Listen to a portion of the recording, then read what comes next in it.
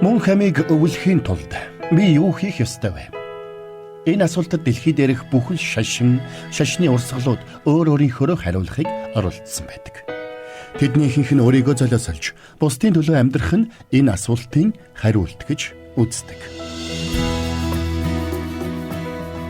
Хэдийгээр ёс суртахууны хэм хэмжээг дагаж мөрдөх, бусдын төлөө үйлчлэх нь сайшаалтай үйл хэрэг мөн хэдий ч эдгээр нь таныг мөнх амьдралд нэг алхамж ойртуулахгүй гэдгийг та ойлгоорой. Эдгээр итгэл үнэмшлүүдийн ард тугаа хамгийн том эндүрэл нь хүн өөрийн сайн үйлсээрээ мөнхийн улсад хүрэх замаа бий болгож чадна гэсэн итгэл үнэмшил юм. Тэгвэл хамтдаа нэвтрүүлгийн өнөөдрийн дугаартаа доктор Чарлз Стенли энэ асуултад тис өөр өнцгөөс хариултыг өгөх болно. Энэ бол сайн мэдээний үндсэн мессеж юм. Үүний гол санаа нь хүн өөрийгөө гим нүглийн шийтгэлээс аврах боломжгүй гэсэн санаа юм. Харин Бурхан биднийг агуу хайраараа хайрлаж, өршөөж нэгүүлсэн учраас хүн төрлөختнийг аврах замыг өөрөө бидэнд санал болгосон юм. Энэ нь хүмүүс бид мундаг учраас биш, гагцхүү Бурханы нэгүслийн үр дүн гэдгийг доктор Стенли бидэнд сануулж байна. Ингээд хамтдаа доктор Стенли ярианд анхаарлаа хандуулцгаая.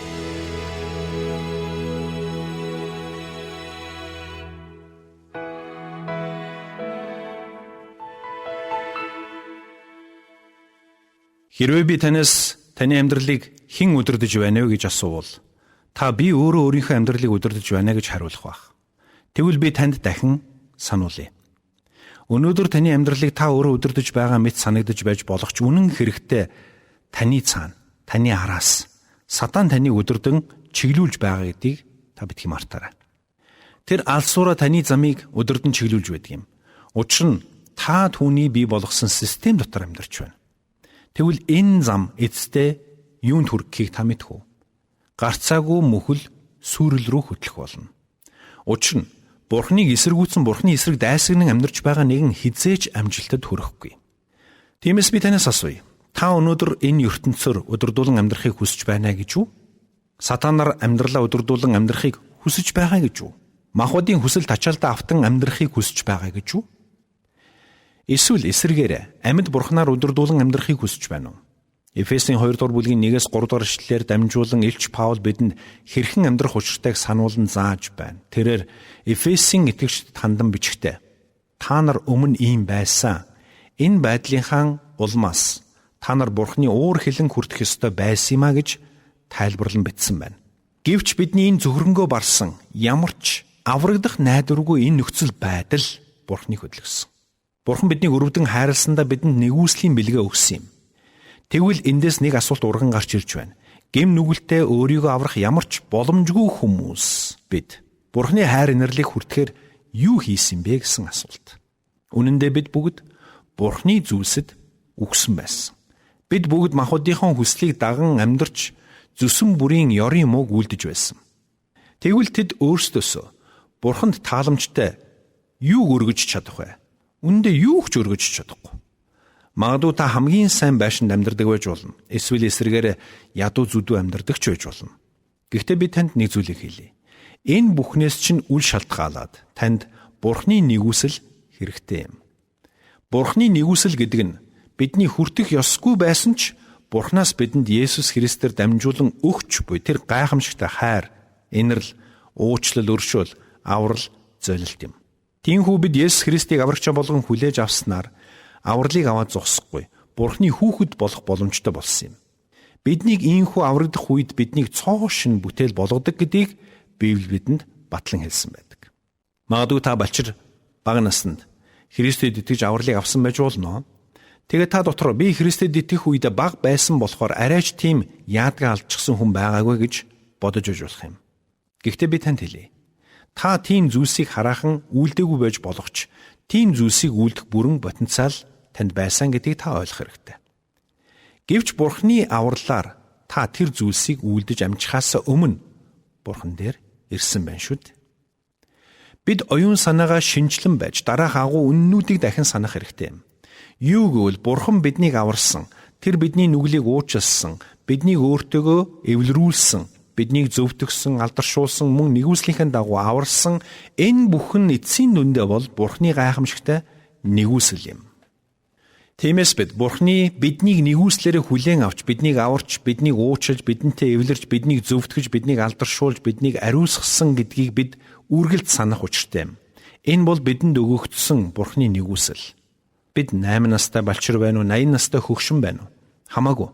Ганц л зүйл биднийг аварч чадна. Энэ бол Бурхны агуу нэгүслийн илэрхийлэл болсон Есүс Христийн цус юм. Өнөөдөр та бид амьдралдаа юу хийж байгаагаас үл шалтгаалаад цаг нь ирэхэд бүгдээрээ Бурхны сэнтийн өмнө зогсох болно. Тиймээс бид өөрсдийгөө даруй болгож, гим нүглээ гимшин, Эфесийн 2:1-3-д бичигдсэн бүхэн үнэн гэдгийг хүлээн зөвшөөрөх хэрэгтэй. Учир нь та үнийг даруугаар хийх юм бол Бурхан таныг Есүс Христээр дамжуулан аврах болно. Та энэ чухал алхмыг яг одоо ч хийсэн болно. Учир нь Бурхан таныг яг одоо ч аврахыг хүсэж байгаа. Тиймээс Бурхан бидэнд нэгүслээ өгсөн биднийг аврагдах ямар ч найдваргүй, цөхрөнгө барсан нөхцөл байдалтай холбоотой байжээ гэдгийг бид юуны төрөнд ойлгох хэрэгтэй. Гэхдээ нөгөө төгөр Бурхан бидэнд нэгүслээ өгөх өөр нэгэн шалтгаан байсан юм. Үүнийг Илч Паул хэлэхдээ Бурханы өршөөл гэж хэлсэн байгаа юм. Хамтаа Эфес номын 20 дугаар бүлгийн 1-5-ыг нь шууд уншийе. Та нар алдаа зөрчил гимнүгэл дотор үгсэн байсан. Тэгээд та нар энэ ертөнцийн замнал болон агаарын хүчний ноёрхогч, дуулуургүй хөвгүүдийн дотор ажиллагч тэр сүнсийг дагаж амьдарч байв. Тэдний дунд бид ч бас бүгдээрээ махбод болон оюун бодлын хүслүүдэд өөгшүүлэн махбодынхон хүсэл тачаалуудаар амьдарч байв. Бид төрлөх байдлаараа бусдын адил уур хилэнгэн хүртэх хүүхдүүд байсан юм а. Гэвч биднийг хайрлсан агуу хайраараа өршөөлөөр баян Бурхан маань алдаа зөрчил дотор өгсөн биднийг Христтэй хамт амьд болгосон юм. Та нар нэгүслээр аврагдсан билээ гэж Паул хэлсэн байна. Паул бидний гим нүгэл дотор амьдарч байсныг сануулсан ч үргэлжлүүлээд гэвч гэж хэлсэн байна. Хэдий тийм боловч Бурхан биднийг хайрлаж өршөөсөн байна. Эфесийн 2:4-5-ыг нь харах юм бол гэвч биднийг хайрлсан агуу хайраараа өршөөлөөр баян Бурхан алдаа зөрчил дотор өгсөн биднийг Христтэй хамт амьд болгосон юм а. Та нар нэгүслэр аврагдсан юм а гэж хэлсэн байна. Бурхан биднийг хүлээгээгүй. Тэр биднийг илүү сайн хүмүүс болон өөрчлөгдөхийг хүлээгээгүй. Тэр өөрөө бидний дотор эхний алхмыг хийсэн. Алдаа зөрчил дотроо өгсөн байсан биднийг тэр өөрөө Христтэй хамт амьд болгосон. Өөрөөр хэлбэл тэр өөрөө бидэнд эхлээд амийг өгсөн гэсэн үг. Алдаа зөрчилдөө өгсөн байсан, сүнсээрээ өгсөн байсан, Бурхнаар тусгаарлагдаж, Бурханд үл итгэж, Бурхныг үл дагаж, Бурхныг үл тоон амьдарч байсан бидэнд тэр өөрөө эхлээд амийг өгсөн гэсэн үг юм. Бурхан өршөөлөөр баян учраас тэр өөрөө санаачлагыг авч бидэнд авралыг өгөхийн тулд дахин бидэнд хандсаар байсан. Та авралыг авах хүртлээр хэдэн удаа Христийн сайн мэдээг сонссноо бодод үзээрэй. Хэрвээ та цуглаан 7 хоног бүр очиж номлол сонсцоход буцахтаа өнөөдөр энэ цуглаан сайхан боллоо. Өнөөдрийн номлолд ажгүй байлаа шүү. Гэхээс өөр зүйл бодохгүй байгаа бол би танд хэлье. Та Есүс Христийг аврагчаа болгон хүлээн авах хэрэгтэй. Эс тэгвээс хожим нь Бурхны өмнө зогсохдоо та чихний хажуугаар өнгөрүүлсэн номлол бүрийнхээ төлөө Бурхны авралаас татгалзаж өнгөрсөн хорон бүрийнхээ төлөө хариуцлага хүлээх болно. Тиймээс та энэ сэрэмжлүүлгийг сонсоорой. Бидний ямар амьдарч байсныг Илч Паул энд тодорхой бичсэн байна. Хэдийгээр бид ийм байсан боловч өршөөлөөр баян тэрл Бурхан бидэнд хүрч биднийг аварсан. Энэ бол Бурхны нэгүсэл. Гэтэл харамсалтай нь бид Бурхны нэгүслийг хүлээж авахаас татгалцсаар байдаг. Яагаад тэрвэ? Яагаад гэвэл бид үүнийг олж харж чаддаггүй. Яагаад олж харж чаддаггүй юм бэ? Яагаад гэвэл бид ийм зүйлийг хүлээж авна гэж огт бодож чаддаггүй юм. Учир нь Сатан бидний бодол, санааг харлган болгосон байдаг. Гэвч олон тохиолдолд бидний амьдралд хүнд хэцүү цаг ирэхэд бид Бурхныг ирж хайж эхэлдэг юм. Тэгэд Бурхны нэгүслийг олохдоо хязгааргүй их баярладаг. Гэхдээ үннийг хэлэхэд тэр нэгүсэл гэнт гараад ирчихсэн юм биш. Анхнаасаа л Бурхан нэгүслээ бидэнд санал болгосоор байсан юм. Хамтаа Эфесийн 2 дугаар бүлгийн 4-ийг нь харъя л да. Гэвч биднийг хайрлсан агуу хайраараа өршөөлөөр баян Бурхан маань гэж хэлсэн байгаа юм. Тэр бидний төлөө юу хийсэн бэ? Тэр бидний Христтэй адил амьлуулж, Христтэй хамт Тэнгэрлэг оршихуудаа суулгасан. Уг нь бид ийм ивэл өрөөлийг хүртэх биш, эсвэргээр Бурхны уур хилэн шийтгэлийг хүртэх ёстой байсан юм. Гэтэл Бурхан биднийг өршөөсөн. Өршөөл гэдэг бол Бурхан бидний хүртэх ёстой байсан шийтгэлийг бидэнд хүртээлгүйгээр хилтрүүлсэн гэсэн үг юм. Үүгээрээ Бурхан бидэнд нэгүслийг өгсөн. Бурханы нэгүсэл бидэнд 3 чухал зүйлийг өгдөг юм. Хамтдаа Эфесийн 2:5-ыг харъя. Илч Паул Бурханы нэгүсэл бидэнд авралыг өгдөг гэдгийг онцолсон байна. 5 дээр нь алдаа зөрчил дотор үгссэн биднийг Христтэй хамт амьд болгосон та нар нэгүслэр аврагдсан билээ гэж хэлсэн. 2 дугаарт Бурханы нэгүсэл бидэнд мөнхийн найдвартай ирээдүг өгдөг. Хамтдаа Эфесийн 2:6-ыг харах юм бол Христ Есүс дотор биднийг түүнтэй хамт амьлуулж хамт Тэнгэрлэг оршихуд суулгасан гэж хэлсэн. Бид Христтэй хамт Тэнгэрлэг оршихуд суусан гэдэг нь бидний мөнхийн ирээдүй маань аль хэдийн баталгаатай болсон гэсэн үг юм. 3 дугаарт Бурханы нэгүсэл бидэнд түүний химжээлшгүй баялагийг бидэнд өгсөн гэдгийг хэлж байгаа юм. Эфесийн 2:7-ыг харах юм бол Христ Есүс дотор бидэнд хандсан Бурханы нэгүслийн химжээлшгүй баялагийг ирэх үеүүдэд үзүүлэхийн тулд гэж хэлсэн байгаа юм. Тэгэхээр энэ 3 ишлээс үзвэл Бурханы нэгүсэл бидэнд 3 зүйлийг өгдөг байна. Дахин хэлье. 1-дүгээрт бидэнд авралыг өгдөг, 2-дугаарт биднийг Христтэй хамт Тэнгэрлэг оршихуд суулгаж бидний мөнхийн ирээдүг баталгаатай болгосон. 3-дугаарт Бурханы химжээлшгүй баялагаар биднийг дүүрэн бялхуулдаг. Энэ бүхнийг аваад үзвэл Бурхан биднийг аварч бидэнд нэгүслээ дүүргэн өгөхдөө өөрөө химжээлшгүй ихээр баярладаг болох нь харагдаж байна. За тэгэхээр тэр бидний мөнхийн ирээдүг баталгаатай болгож өгсөн тухай би сая хэлсэн. Гэхдээ энд нэг гайхалтай зүйлийг би онцлон хэлмээр байна. Тэр бидний ирээдүг зүгээрч нэг баталгаатай болгоогүй. Тэр биднийг Есүс Христтэй хамт Тэнгэрлэг оршихуудаа суулгасан гэж хэлсэн.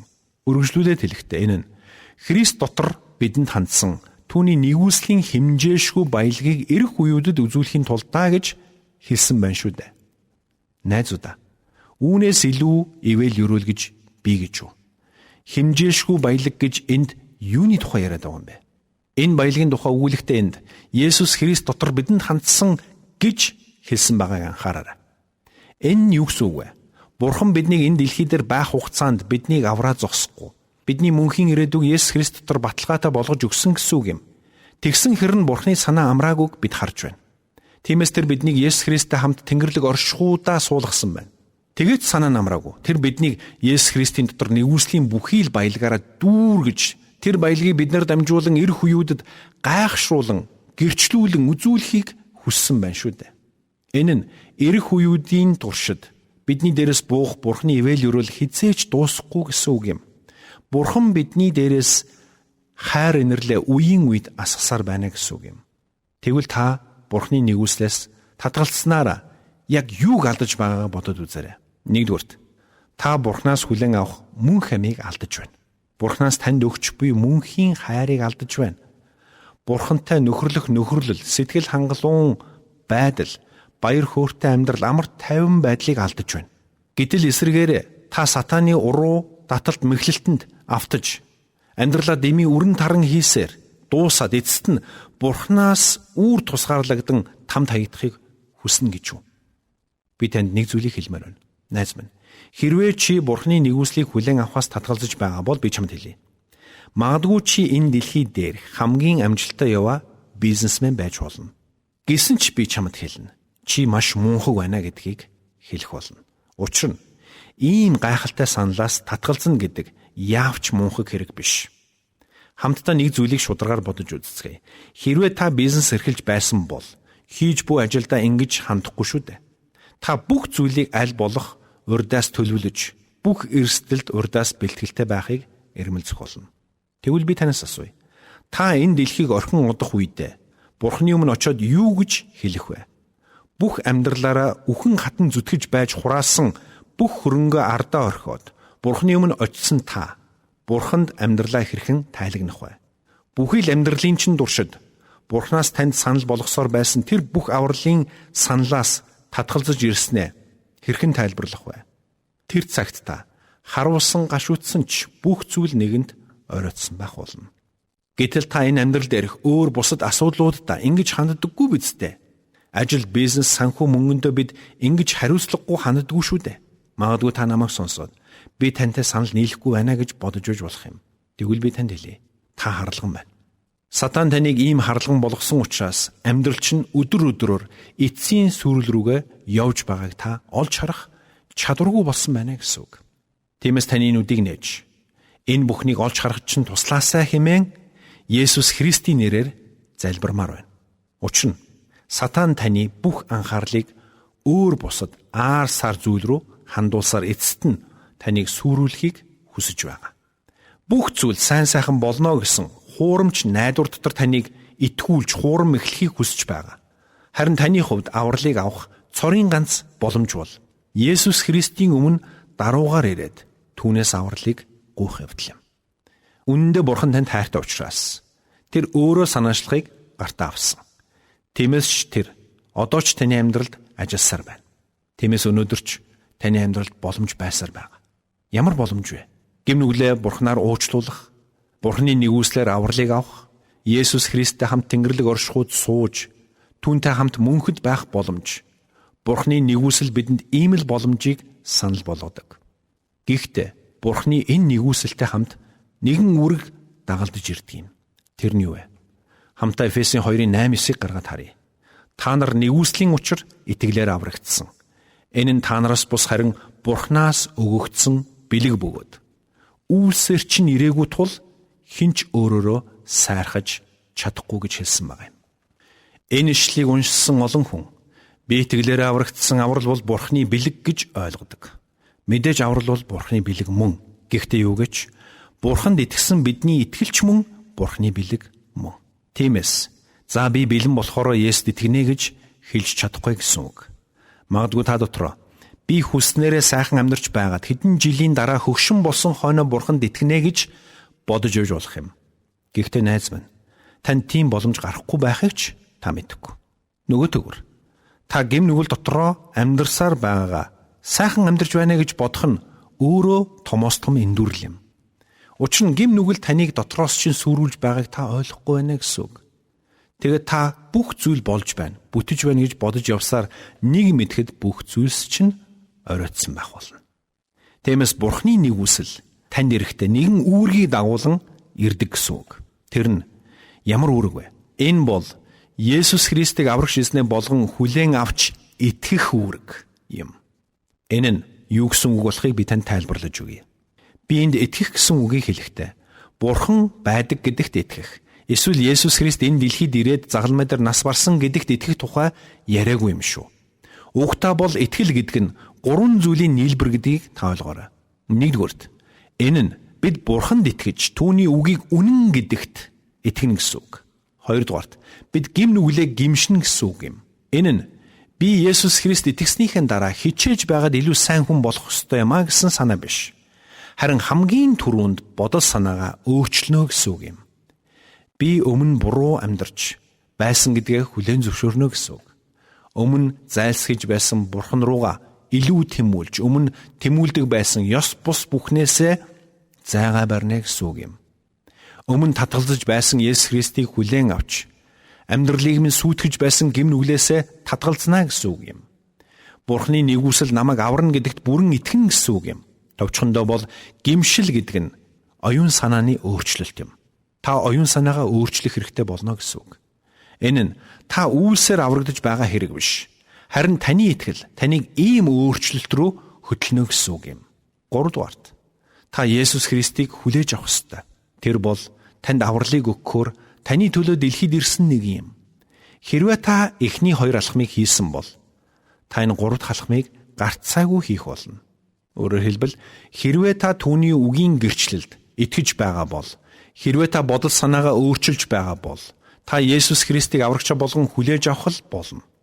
Тэгвэл Есүс Христийг аврагчаа болгон хүлээн авна гэдэг нь юу гэсэн үг юм бэ? Энэ нь Есүс Христ миний гэм нүглийн төлөө загалмай дээр хадагдсан гэдэгт итгэнэ гэсэн үг. Тэр загалмай дээр урсгасан цусаараа миний бүх гэм нүглийн төлөөсийг бүрэн төлсөн гэдэгт итгэнэ гэсэн үг. Би загалмайн тухай ойлголтоо өөрчилнө. Бурханы тухай ойлголтоо өөрчилнө. Гэм нүглийн тухай болон өөрийнхөө тухай ойлголтоо ч өөрчилнө гэсэн үг. Энэ бол бодол санаан дах өөрчлөлт.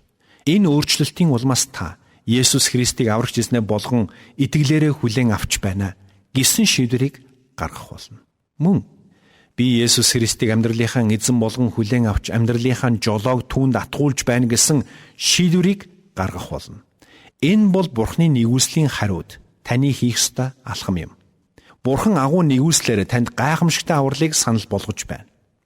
Тэр таныг энэ авралын саналыг хүлээж аваасай гэж хүсэн хүлээж байна.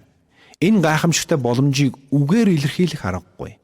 Харин таны үүрэг бол энэ авралыг итгэлээр хүлээж авах явдал юм. Тиймээс энэ цагийн төгсгөл би танаас асуумаар байна. Та Бурханаас ангид Бурханыг үл тоож, өөрийн хүслийг дагаж, гэм нүгэлдээ хөтлөгдөн амьдрахдаа таатай байна гэж үү? Бурханы уур хилэнг хүртэх тийм амьдралаар амьдарч байгаадаа сэтгэл хангалуун байж чадна гэж үү? Эсвэл та гэм нүгэл, нүглийн буруутгал, ачаа дарамтаас ангиж ирсэн жинхэнэ эрх чөлөөтэй амьдралаар амьдрахыг хүсэж байна уу? Та Бурханы хүслийн дагуух тэр хүн болон гайхамшигтайгаар өөрчлөгдөхийг хүсэхгүй гэж үү? Бурхантай хамт алхахын баяр хөөргийг амсаж үзэхийг хүсэхгүй гэж үү? Үндэ танд хоёр л сонголт бий. Эхнийх нь дараа нэг өдөр болъё доо гэж хойш тавих. Гэхдээ би танд нэг зүйлийг сануулъя. Таныг хайрладаг Бурхан эцэгч нь цорын ганц хүү Есүсээ таны төлөө дэлхийд илгээж, түүнийг загалмай дээр хадуулсан. Хүмүүс Есүсийг зодож, загалмай дээр хадаж цусыг нь урсгасан. Түүний хоёр хөл, хоёр гарыг хадаасаар нэвт хадсан. Толгойд нь өргөс тэтэм зүүлгэж, түүний биеэр цус нь урсаж, тэр хөдлөх бүртээ үгээр илэрхийлшгүйгээр зовлон эдлэж байсан. Тэр байж бол хамгийн аимшигтай үхлээр үхсэн. Гэхдээ тэр энэ бүхнийг таны төлөө хийсэн. Би энд танд зориулан ямар нэгэн ихсгэл ашиглан яриаггүй. Энэ бол бодит үнэн. Тиймээс би танд хэлмээр байна. Таны хувьд Есүс Христэд итгэхээс татгалзана гэдэг нь та хүн төрлөختөнд Бурханы өгч буй хамгийн гайхамшигтай, хамгийн үнцэнтэй, хамгийн агуу, хамгийн эрхэм нандин хайраас татгалзаж байна гэсэн үг юм шүү. Та ийм агуу хайраас татгалзаж чад хожим нь Бурханы өмнө игц харан зогсож чадна гэж үү? Тиймээс өнөөдөр танд хоёр л сонголт байна. Ухаалаг хүн бол гарцаагүй болох зүйлд өөрийгөө бэлддэг юм. Харин мунхаг хүн хойш тавин явсаар эцэст нь сүрдэг юм. Тэгвэл та өнөөдөр мунхаг хүний ёсоор Есүс Христос татгалзах уу? Эсвэл мэрэгэн хүний ёсоор энэ агуу хайрыг хүлээн авах уу? Энэ сонголт өнөөдөр таны гарт байгаа гэдгийг битгий мартаарай. Хамт залбирцгаая. Бурхан эцэг минь, бид таньд талархаж, бидний хайрлсан агуу хайрын тань төлөө танд бүх алдрыг өргөж байна. Өнөөдөр таны агуу өршөөл нэгүслээс өчүүхэн төдийхнийг ч хүртэх эрхтэй хүн бидний дунд нэгч байхгүй. Таны агуу хайр, таны агуу нэгүслийг хүртэх зохистой хүн нэгч байгаагүй. Гэвч та биднийг хайрлаж, нэгүүлсэн учраас танд баярлалаа. Энэ цагт би өнөөдрийн таны үгийг сонссон сонсогч хүн нэг бүрийн төлөө залбирч байна. Тэр дундаа өөрийгөө гимнүгэлтэй аврагдах ямар ч найдваргүй нэгэн гэдгээ анх удаа ойлгож ухаарч байгаа тэр нэгний төлөө залбирч байна. Тэд амьдралдаа ямар ч алдаа гаргасан бай, ямар ч гимнүгэл үйлдсэн бай. Таны өмнө даруугаар очиж, Бурхан эцэг минь, би таны эсрэг нүгэл үйлдсэн билээ. Би таны өмнө гимнүглээ гимшиж байна. Би Есүс Христийг аврагч эзнээ болгон хүлээн авч байна. Тэр миний гимнүглийн төлөө загалмай дээр амиа өгсөн гэдэгт би итгэж байна. Би таны авралын бэлгийг итгэлээр хүлээн авч байна хэмээн залбираасай гэж хүссэн залбирч байна. Ариун сүнс минь, та тэднийг удирдах энэ чухал шийдвэрлүү хөтлөн дагуулаач. Эцэст нь эзэн минь, таны үгээр дамжуулан үе олон хүмүүс таны сайн мэдээний гэрлийг хүлээн авч, таны дотроос дахин төрөөсэй гэж залбирч байна. Тинхүү тэдний нэр Христийн амийн номонд бичигдэж, Христийн доторх мөнх амийн авралыг аваасай хэмээн гуйж байна. Энэ бүхнийг эзэн Есүсийн алдрын төлөө Есүсийн нэрээр залбирлаа. Амен. Хэрвээ та доктор Чарлз Стенлигийн залбирсан залбирлыг Бурханы өмнө хийсэн бол та Бурханы нэгүслийн бэлгийг хүлээж авсан гэсэн үг. Магадгүй танд ямар нэгэн зүйл өөрчлөгдсөн юм шиг санагдахгүй байж болох ч бид мэдрэмжэндээ биш, харин Библийн үгэнд итгэж амьдрах ёстой гэдгийг одоо та ойлгосон байхаа гэж бодож байна. Учир нь Христэд итгэж түүнийг аврагчаа болгон хүлээн авсан хүний тухай бүлэгтэй 2 дугаар Коринт 5:17-д тиймээс хэн нэг нь Христ дотор байвал тэрээр шин бүтээл мөн. Харагтун хуучны нь өнгөрч шин болсон байна гэсэн байдаг. Тиймээс та энэ чухал үнэнд итгэж энэ л үнний дагуу амьдраарай.